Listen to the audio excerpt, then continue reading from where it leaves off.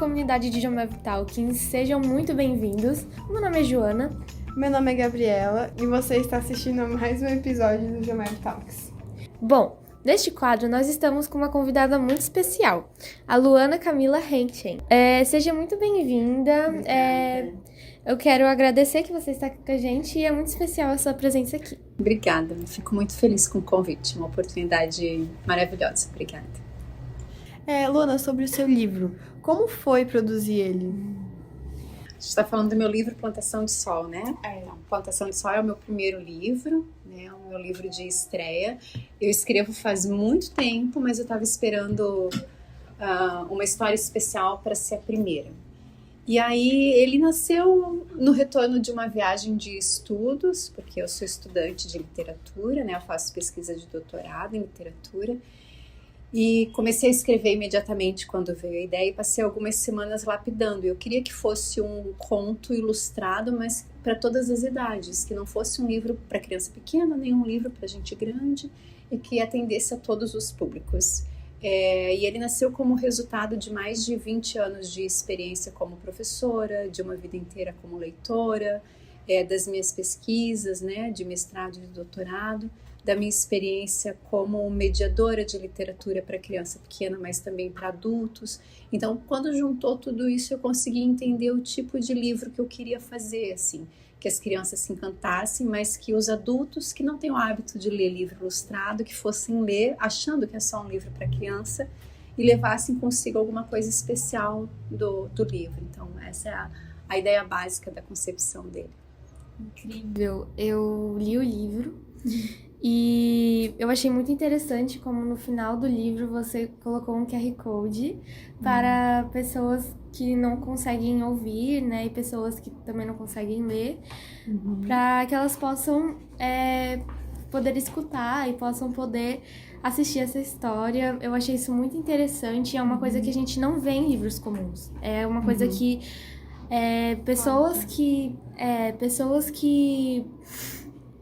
têm dificuldade e pessoas que não conseguem ter isso, ter uma experiência, né? Eu achei isso um fato muito legal de você ter fornecido. Obrigada por pontuar isso, é uma coisa bem especial para mim, porque como eu sou professora, mas também sou estudante ainda de doutorado, a gente estuda muito sobre educação, sobre sociedade e se estuda muito sobre o tema da inclusão, né? E aí eu fiquei pensando, eu tenho acesso a intérpretes de Libra, porque eu trabalho na Univale, né, e no Colégio de Aplicação da Univale, tenho colegas que são intérpretes que eu posso contratar para fazer isso. Então a ideia nasceu pensando em incluir mais pessoas para a literatura. Então ele é um experimento bem sucedido, mas eu ainda tenho o desejo de aprimorar isso, assim, porque eu gostaria que pessoas que não enxergam tivessem uma melhor ideia da visualidade do livro, porque a pessoa que não enxerga, ela ouve o vídeo, mas ela não tem ideia das ilustrações que estão lá. E eu quero que as pessoas possam ter acesso à descrição das ilustrações, mas isso é um problema para um projeto futuro. Você é de Itajaí, da região aqui de Santa Catarina? Bom, eu sou blumenauense, cresci em Penha, mudei para Penha quando eu tinha uns 5 anos de idade, mas eu tô radicada em Itajaí já tem 20 anos ou mais agora. Eu fiz faculdade aqui, trabalho aqui, os meus filhos crescem aqui, já sou peixeira de carteirinha de coração, com muito orgulho e muita alegria, adoro a cidade. Eu sempre digo que eu só saio daqui se eu tiver que mudar de país, porque eu vivo muito bem em Itajaí. Sou muito grata à cidade, como me acolheu. Você se inspira em alguma pessoa, em algum autor, ou numa história, tanto que você falou nas palestras também, né? Em alguma história, assim, para fazer tanto seu livro quanto para levar na vida pessoal, assim? Essa é uma pergunta bem difícil, eu poderia passar muitas horas citando muitas pessoas, como eu falei para as crianças e falo sempre, quem escreve lê muito, é sobretudo um grande leitor. Mas a minha autora do coração é a Clarice Lispector. Dentre as autoras que escrevem principalmente para adultos, ela é uma gênia, para mim a gênia maior da literatura brasileira. Mas o meu livro do coração, assim, de memória afetiva é o Mágico de Oz, porque ele transformou a minha vida e a do meu irmão seguinte, né? Porque eu sou mais velha de 4, então o que vem depois do meu irmão seguinte. E tem uma história muito feliz que num verão, quando eu tinha uns 10 anos, eu li o livro para ele todo, porque ele era mais novo, ainda não era leitor. Cada noite eu lia um pedacinho do livro. E aí passou o verão, esquecemos a história, crescemos, passou mais de 2 décadas e um dia ele me disse que ele precisou escrever sobre uma literatura importante para ele no vestibular da Universidade Federal do Rio Grande do Sul para Direito. E ele teve que recuperar uma memória literária. E nesse trabalho de ter que escrever a redação, ele descobriu como o Mágico de Oz tinha ensinado a ele, mesmo ele tendo 5 para 6 anos quando eu li. Então ele disse que ali ele aprendeu que a gente não faz nada realmente sozinho, que a gente precisa dos pares, né? Porque a Dorothy caminha lá com o espantalho, o leão, o grupo dela. Que o livro ensinou a ele, então, a ter coragem para lutar pelo que a gente quer, que a força já está dentro de nós, que a gente tem que tomar cuidado com as ilusões do mundo, né? Porque tem aquela coisa do óculos verde que faz tudo parecer de esmeralda quando na verdade nada é.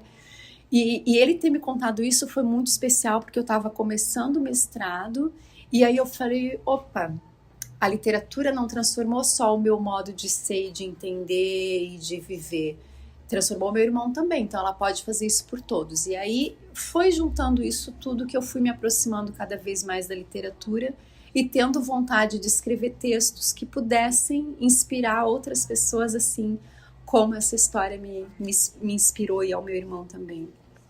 Eu queria fazer mais uma pergunta. Como que foi a palestra? Você gostou? Como que foi dar a palestra assim? Com as crianças? Uhum. Então, para a gente contextualizar um pouquinho, né, eu vim conversar com as crianças de um 5º ano, né, eu chamo de encontro com escritora, mas para mim é encontro com as crianças, eu adoro, é muito precioso. Como eu sou professora, tenho muita experiência com o público, dos adolescentes e das crianças menores também, eu sempre me divirto muito com eles. Para mim é muito rico ver quanto eles e vocês, né, jovens adolescentes, quanto vocês são criativos, assim, as contribuições que vocês trazem sobre a obra. Ao mesmo tempo que eu vejo que é precioso porque faz vocês perceberem que existem outros mundos que a gente pode acessar. Afinal, eu venho de um lugar como vocês, eu sou cria de escola pública, né? E então poder mostrar para as crianças, para os adolescentes que existe possibilidade de construir mundos diferentes desses que a gente conhece para nós, através da literatura, e ainda se divertir com a literatura, né? Levar as boas lições e inspirações dela, eu acho que é a minha maior felicidade no mundo. É a coisa que eu quero muito poder fazer o resto da minha vida. Me deixa profundamente emocionada, porque realmente é um lugar muito feliz, assim, isso de encontrar o seu lugar no mundo, eu acho que é o meu lugar no mundo. Você já teve outro sonho antes de ser professora de literatura? E antes de querer ser escritora, você diz? Isso. Já tive. Até tem um pingentinho aqui que me denuncia. Você consegue ver o que é? É um sapato. Não! É o quê? Sapatinho de bailarina. É uma sapatilha de balé. Eu li no seu livro, no final do livro, na biografia. Tem a mini bio que a gente chama. Tá escrito Que o seu sonho é ser bailarina. Era ser bailarina. Era ser bailarina. Essa história é bem curiosa e eu gosto de contar, só que ela não é uma história exatamente feliz, é uma história de derrota. Mas eu vou explicar por que eu gosto de contar ela. Eu amo livros e balé desde os 3 anos de idade. Assim, as minhas primeiras memórias têm a ver com as duas coisas. E isso não é mentira, minha mãe não me deixa mentir que é feio. E aí eu queria muito ser bailarina. Eu amava literatura, mas o que eu queria mesmo era ser bailarina. E aí, como eu não tinha grana, eu só pude começar a dançar. Na época não tinha projetos sociais, eu comecei a dançar, já tinha 11 anos, numa escola de dança que tinha uma estrutura precária, fazia aula 1 ou 2 vezes por semana. Bom, mesmo tendo feito aula por muito tempo, por quase 10 anos, chegou um determinado momento que eu descobri que eu não era boa o bastante para ser a melhor bailarina do mundo, como eu queria ser. E aí o meu mundo ruiu completamente, e a verdade é que eu passei muitos anos me reconstruindo e tentando descobrir que outro lugar havia para mim no mundo. E eu gosto muito de falar isso porque quando a gente é tão jovem como vocês são, como meus alunos da faculdade do ensino médio são, a gente tende a achar que se a gente não realizar aquele um sonho que a gente tem agora, o mundo vai acabar. E de certo modo, o mundo que a gente conhece, quando a gente não realiza aquele um sonho, ele acaba, mas a gente reconstrói outros mundos, né? E aos poucos, conforme eu fui estudando, vivendo, experimentando a vida, eu fui percebendo que eu ainda podia ser bailarina. Dessa vez eu podia ser bailarina das palavras. E aí todos os meus estudos e os meus caminhos, eles foram se delineando para isso, assim. E eu acho muito bonito isso da vida, apesar do tanto que a gente sofre, o tanto que a gente tem a possibilidade de se reconstruir, sabe? De se refazer nos sonhos e de recriar mundos, assim. Falar de mundos possíveis é falar de mundos realizáveis. Esse meu primeiro livro, ele tem muito disso, né? Quem que vai plantar um sol? É impossível plantar um sol. Mas você pode concretizar coisas que outros, às vezes, chamam de impossível, né? Então, tem essa história. De bailarina de sapatilhas a bailarina das palavras. Dei o meu jeito. E sou feliz, que é o que é mais importante.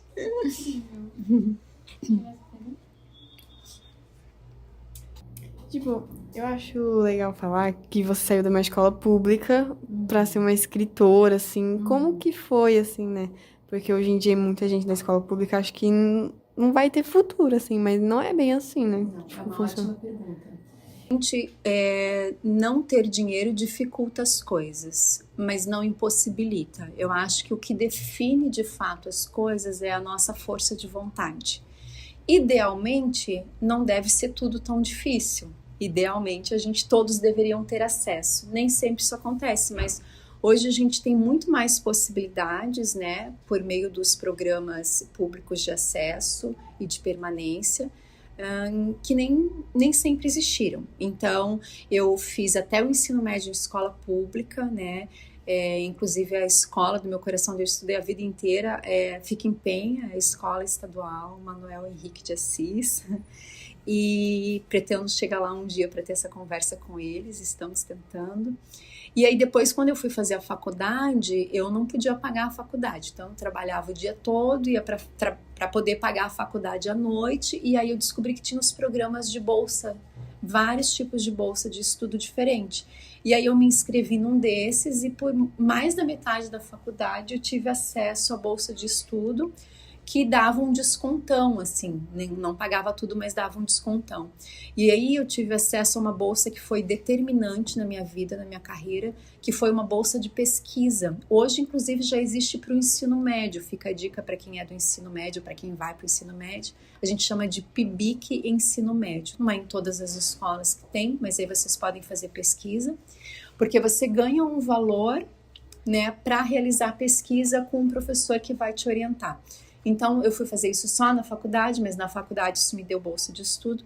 Eu fiz o mestrado com a bolsa funcionário que eu tinha, porque eu me tornei funcionária da Univale, como estratégia de vida, porque era uma boa escola, tem um colégio lá dentro, nem todo mundo sabe, mas existe o colégio de aplicação dentro da universidade, e eu queria que os meus filhos tivessem acesso a esse ambiente. Então, depois de ter filhos, eu me afastei um tempo da docência para passar com os meus filhos, e quando eu resolvi voltar, eu voltei para a escola pública. Eu fui professora de escola pública há muito tempo, e aí me organizei então para me tornar docente na universidade, para que os meus filhos tivessem acesso. Isso me garantiu um direito de um desconto grande, assim, para poder pagar o meu mestrado. Mas aí depois também recebi uma bolsa por um ano, que me ajudou.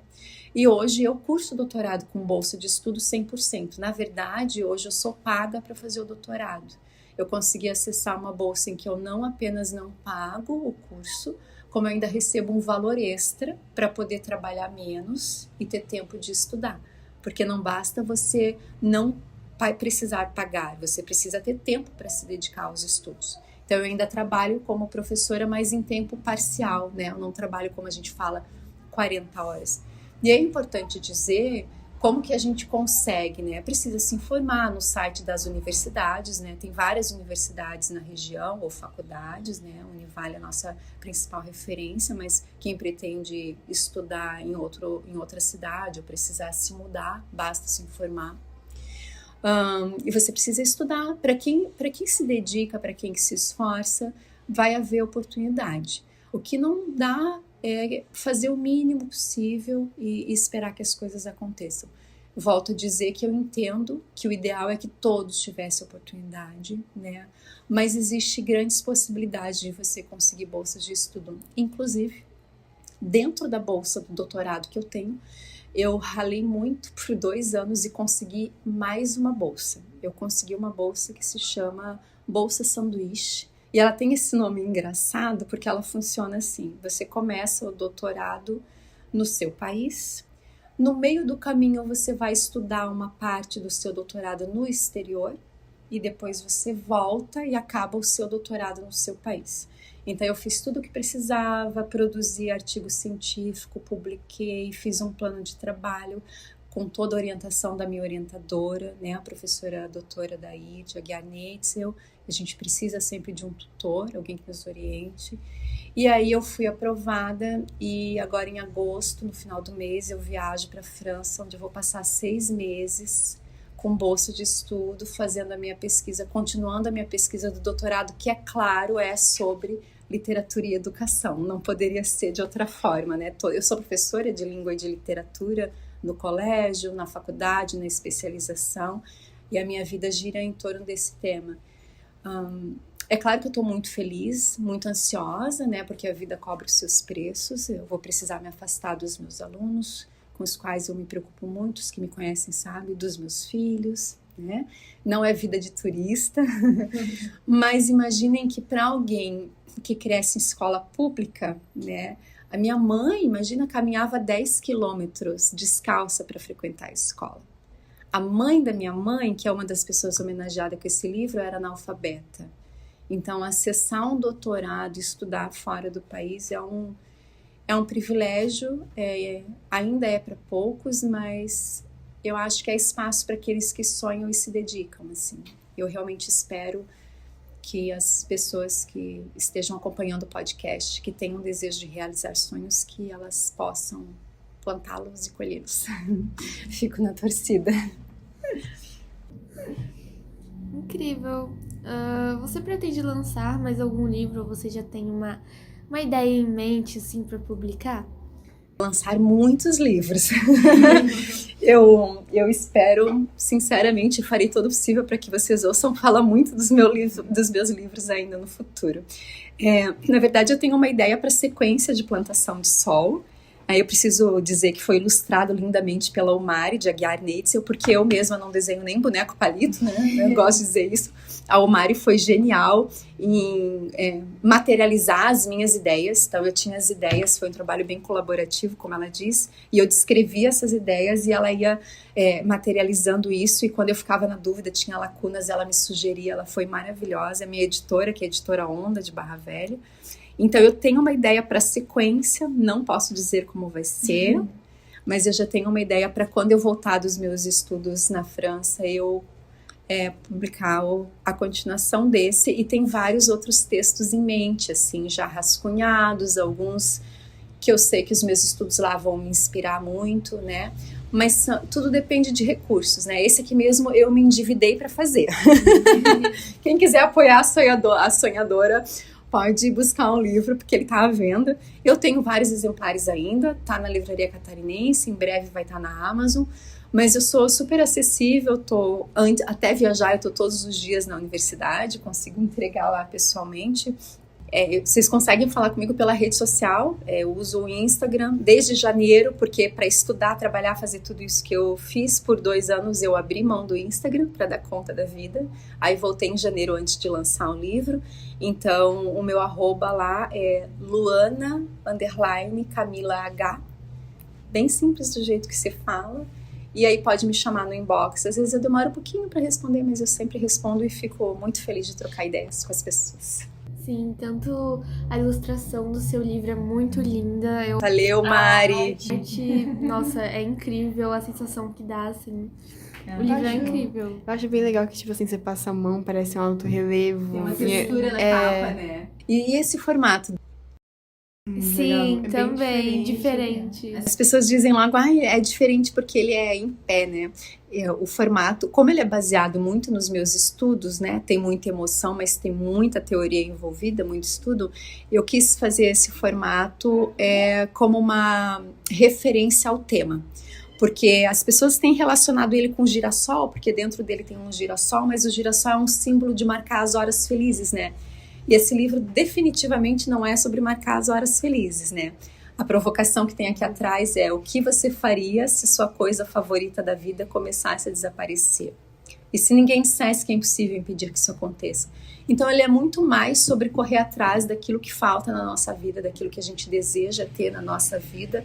E isso envolve superar-se, né? É uma metáfora, isso de ir para cima. Por isso que ele tem esse formato, para fazer referência às alturas, à superação.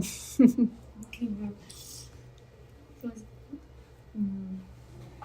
Muito obrigada, Luana, por ter sua presença aqui. Foi incrível. Adorei saber mais sobre o livro, sobre a sua história.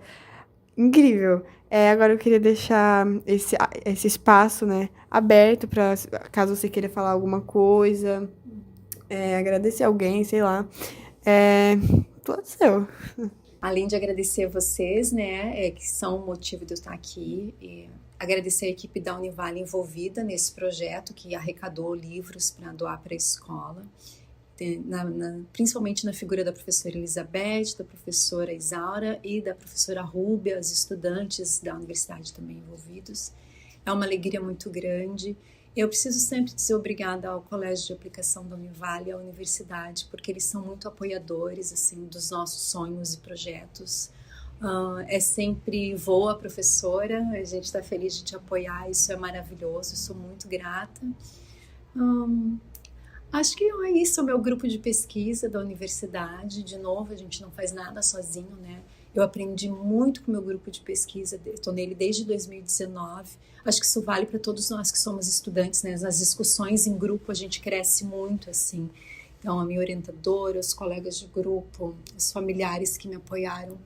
Sem eles, acho que sem essas pessoas todas eu não teria tido coragem de me endividar para fazer o meu sonho acontecer. E eu estou muito feliz de ter feito, de ter encarado, está valendo muito a pena.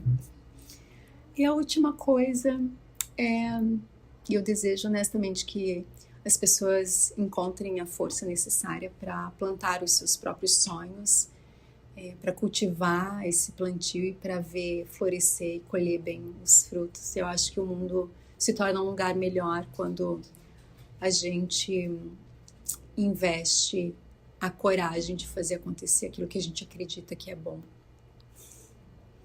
Perfeito, encerramos por aqui então. Muito obrigada novamente, né? Foi muito legal, foi muito divertido ter você aqui, tanto para saber a história do seu livro, tanto para saber a sua história. E é isso. Eu quero agradecer também aos ouvintes que estão ouvindo a gente e assistindo o nosso vídeo. E eu quero falar para vocês para seguirem a gente no Spotify e no YouTube para não perder nenhum episódio da escola. Muito obrigada, tchau, tchau!